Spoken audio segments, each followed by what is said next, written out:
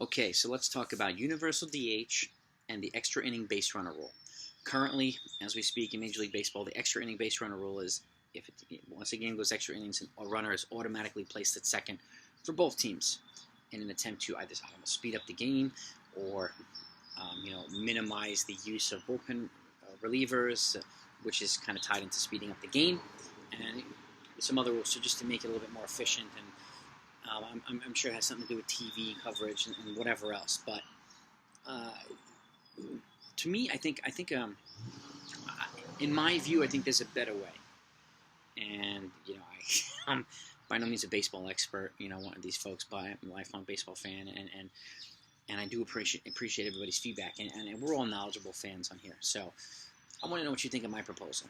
In my proposal, I think once a game goes extra innings, for at least the 10th and the 11th inning, a runner should be placed on first and not second. Can create more situational scenarios. I think create a little bit more excitement, and I think it would enhance the game all in all. And then if it goes beyond the 11th, then you put a runner on second. Let it kind of gradually phase itself out, because I also think it helps build the suspense too. Whereas I think a runner at second, it eliminates a lot of the excitement and the suspense once somebody's driven in, and it's just, I think it takes away from the suspense and the excitement factor, in my opinion.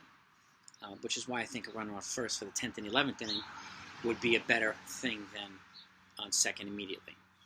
But again, that's my opinion. I want to know what you think. Let me know in the comments what you think about that proposal.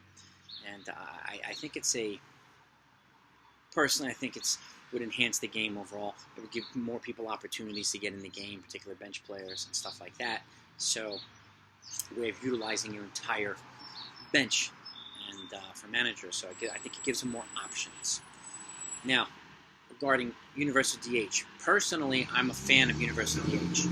Now, I understand the American League and National League have been different for a while, and sometimes it is fun to watch pitchers hit, and some of them are pretty good hitters.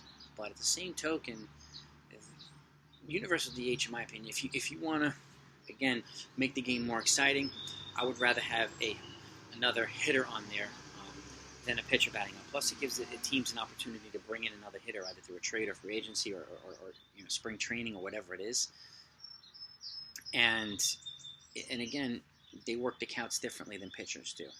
But it's also a way of giving managers a little bit more flexibility, so they're not having to switch in and switch out relief pitchers, because you have a reliever, closed out an inning, but the next inning, he's going to hit a guy who doesn't normally hit him, and you're not sure whether you want to switch him, and so on, for another pitcher, and so on. I think, to me, it gives you more flexibility without having to. It gives you a better situation in terms of not having to take out pitchers so often because you don't want them to hit and so on. And I think it creates more excitement to the game. It also helps you preserve some pitchers too.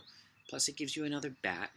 It makes the game more exciting. You have the opportunity to score more runs, and people watch baseball games a lot for the scoring, right? The home runs, the diving catches, and so on.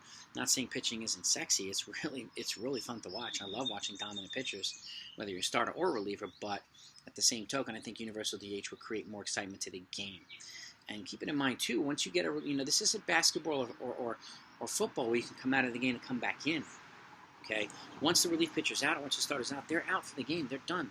So universal DH, I think, creates better scenarios for managers on both ends, from the pitching and the hitting front, and it creates a little bit of a different dynamic. And again, I'm a Yankee fan, but I try not to be I try not to be a biased Yankee fan in this video. But one of the examples I can see is Chris Gittens, who's been a lifelong minor leaguer, and he's been here in the minor leagues for about 10 years, and he's a great offensive player, but he's been blocked by so many players in the Yankee system. And again, he was hitting bombs and hitting really well in spring training, but again, he's blocked again. Well, universal DH might create some different scenarios so that Stan can have some days off, and you have Gittens there for a little bit more flexibility. You have an extra offensive player there.